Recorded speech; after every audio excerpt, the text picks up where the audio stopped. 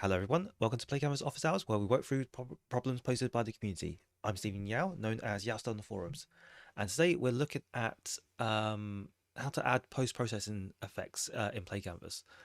This question has been asked a few times on the forums, and I thought it'd be good to do a quick video on how to do this. So first of all the post-processing effects are on GitHub and are linked in our user manual. So if you go to our user manual, and let's go to graphics, post effects. Post effects are scripts and shaders that will apply an effect on a camera after it's rendered all the layers. So the most common one is bloom, where everything's like a little bit blown out in everything looks a little bit blown out, and there's like a glow effect effectively. So that's the one we're going to be using today. So we go to bloom. You can kind of see the difference between two. So you got this is without bloom, this is with bloom. You can see the kind of little halo glow effect. So what we're going to do here is, first of all, let's create our project on PlayCanvas. So go new. We're going to use the model viewer starter kit because there's a model in there. Maybe that's private, and call it post processing effects.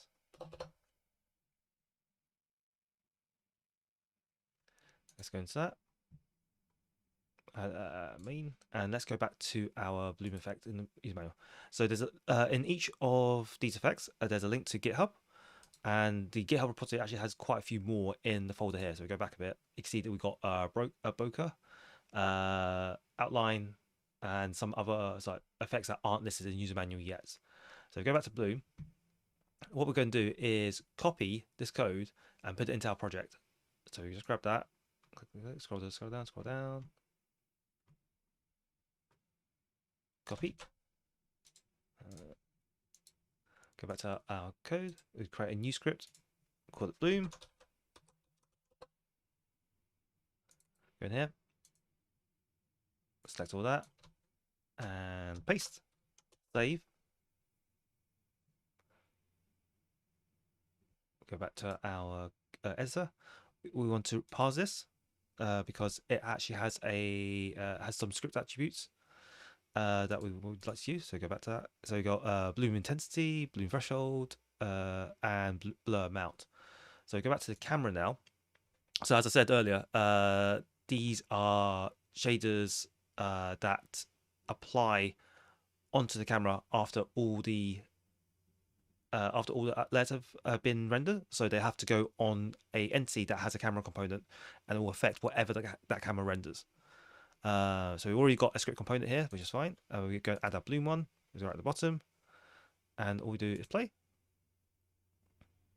And we can see now it's got that kind of like very faint blur, blown out style effect. And if we increase the intensity a bit more, let's go 3. Let's go jump to 4. We can see it live, where it's very overexposed. So let's bring that down a bit. So let me 0.5 and increase the blur a bit more. And that's something that's a bit more reasonable. So you can play around with the values to get the values you want, and as you can see here, you can live tweak it as well. You can change values, see it live in real time, to get the exact kind of effect that you want for your scene. Okay, thank you very much for watching, and we'll see you next time. Goodbye.